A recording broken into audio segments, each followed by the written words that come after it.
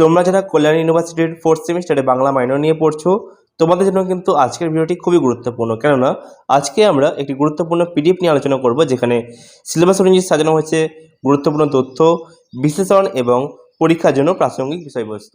এই পিডিএফটা শুধু পড়ার জন্য না, বরং ভালোভাবে বোঝার জন্য সাজানো হয়েছে, যেন তোমরা কম সময়ে বেশি করে রিভিশন করতে পারো। যারা এখনও সাবস্ক্রাইব করোনি, এখনই চ্যানেলটিকে সাবস্ক্রাইব করে নাও, কারণ সামনে এমন অনেক দরকারি তথ্য অথবা ভিডিও আসবে যেগুলো শুধুমাত্র তোমাদের জন্যই হবে। ঠিক আছে?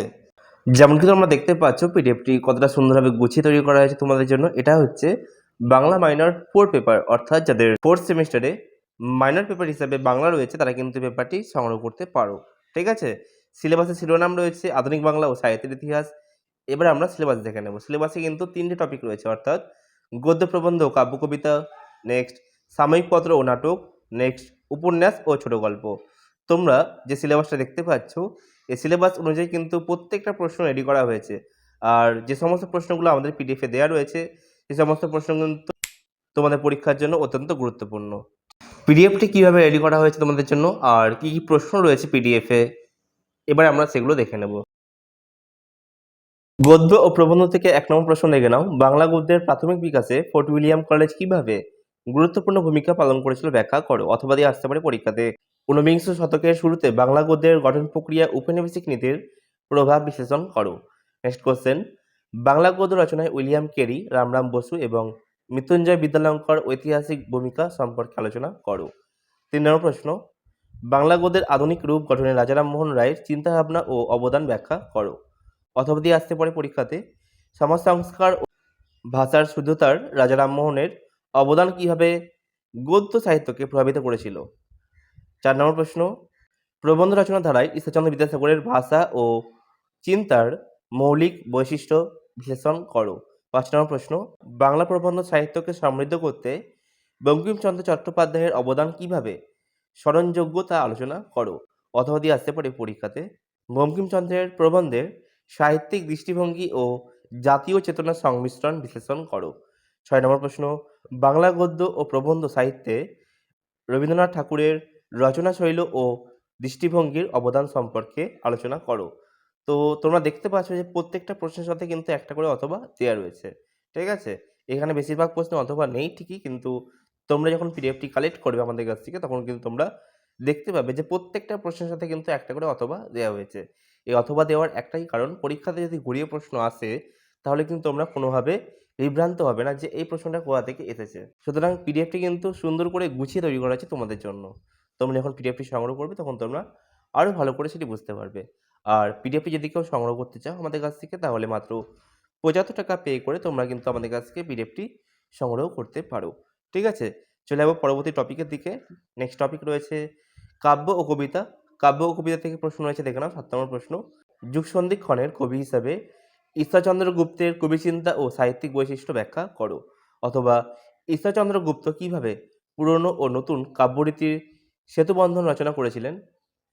৮ নম্বর প্রশ্ন, বাংলা কাব্যধারায় আধুনিকরণের মাইকেল মধুসূদন দত্তের ভূমিকা ও কবিচিন্তার বিশ্লেষণ করো। ৯ নম্বর প্রশ্ন, ভোরের পাখি নামে খ্যাত কবি সাহিত্যিক অবদান ও কবিত্ব শক্তির স্বরূপ তুলে ধরো। অথবা দিয়ে আসতে পারে, বিহারীলাল চক্রবর্তীর কবিতায় প্রকৃতি ও অন্তলোকের প্রতিফলন বিশ্লেষণ করো। ১০ নম্বর প্রশ্ন, গীতি কবিতা ধারায় বিহারীলাল চক্রবর্তীর বৈশিষ্ট্য ও অবদান সম্পর্কে আলোচনা করো। ১১ নম্বর প্রশ্ন দেখে নাও, আধুনিক বাংলা কবিতায় জীবনানন্দ দাশের রচনার ভঙ্গি ও কাব্যধারার বৈচিত্র্য ব্যাখ্যা করো। অথবা দিয়ে আসতে পারে, জীবনানন্দের কবিতায় আধুনিক মননের জটিলতা ও নৈশব্দের ভূমিকা বিশ্লেষণ করো।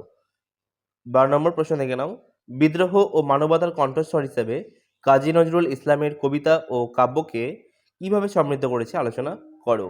নেক্সট কোশ্চেন, বাংলা কবিতা জগতের রবীন্দ্রনাথ ঠাকুরের মৌলিক চিন্তা ও কাব্যচর্চার স্বতন্ত্র ব্যাখ্যা করো। নেক্সট টপিক হচ্ছে সাময়িক পত্র।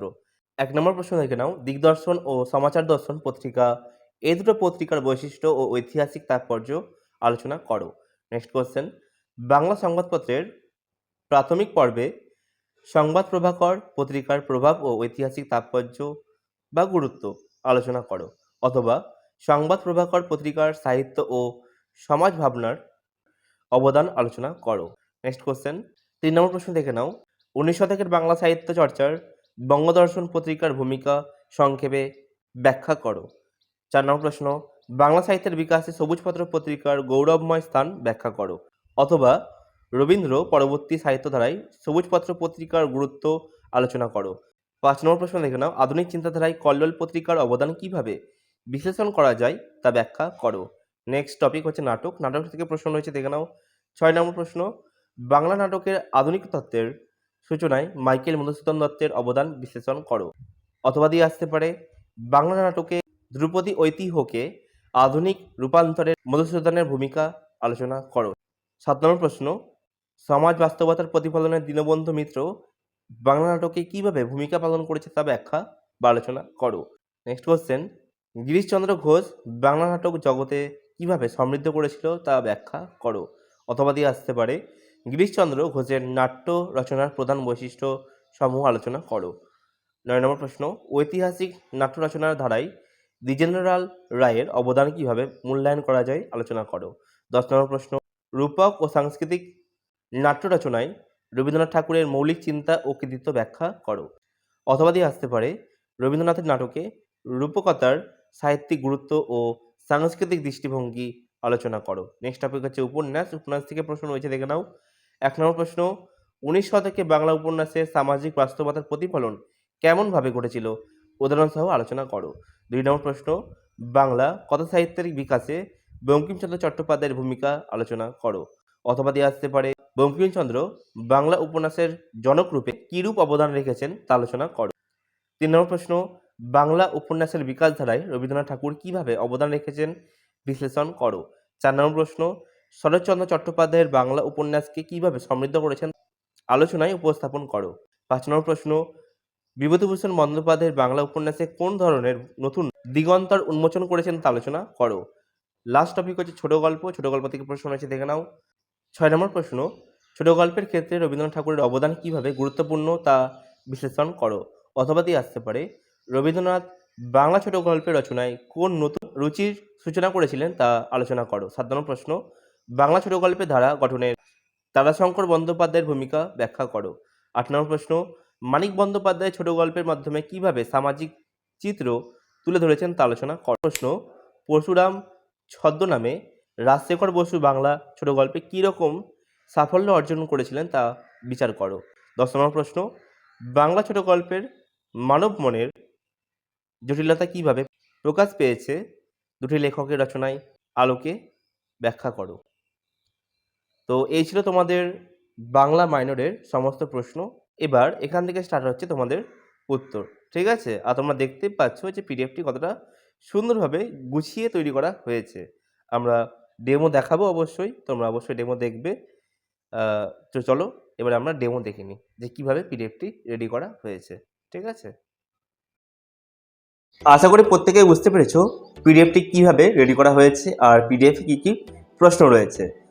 সুতরাং পিডিএফটি যদি কেউ সংগ্রহ করতে চাও, অর্থাৎ সাজেশন ভিত্তিক সম্পূর্ণ পিডিএফ, কোথাও অসম্পূর্ণ নেই, তোমরা যদি এই পিডিএফটি সংগ্রহ করতে চাও তাহলে মাত্র 75 টাকা পে করে তোমরা কিন্তু এই পিডিএফটি সংগ্রহ করতে পারো।